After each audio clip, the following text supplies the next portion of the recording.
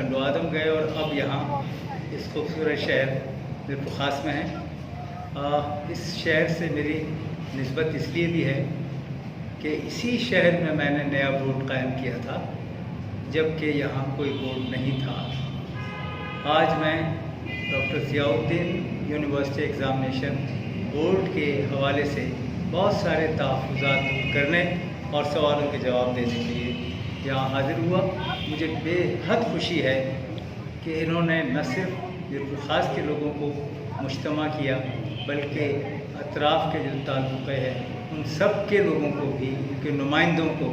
और उनके टीचर्स और एडमिनिस्ट्रेटर्स को यहाँ बुलवा कर ये मौका मुझे फ़राहम किया कि मैं उनसे शेयर कर सकूँ सारी बातों को जो ज़ियाउद्दीन बोर्ड के लिए बहुत ज़रूरी है करना। यहाँ ये बात मैं अर्ज़ करता हूँ कि देखिए, हम किसी बोर्ड की नफ़ी करने नहीं आए, अपने इस बात के लिए आए हैं और इसलिए बताने के लिए आए हैं कि पहले कोई चॉइस लोगों के पास नहीं थी। अब हम क्वालिटी को क्रिएट करके ये दावत दे रहे हैं कि अगर आपको महसूस होता है कि आपके बच्चों की सहूलियात के लिए और रिलायबल रिज़ल्ट्स के लिए और एक अच्छे शफ़ाफ इम्तिहान के लिए और आप ही के लोगों के हवाले से असेसमेंट के लिए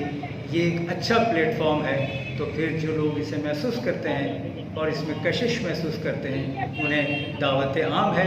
वो मायूस नहीं होंगे। इसलिए कि हमने पहले एक बोर्ड कायम करके ये बता दिया है तो बोर्ड कैसे कायम होते हैं। ऐसे ही ये बोर्ड भी चूँकि एक इम्तिहान ले चुका है 9वीं क्लास का और 11वीं क्लास का, और 9वीं क्लास का रिज़ल्ट भी दे चुका है जो 93% है, और अब हम फर्स्ट ईयर का 11वीं क्लास का नतीजा बरामद करने के लिए जा रहे हैं। तो ये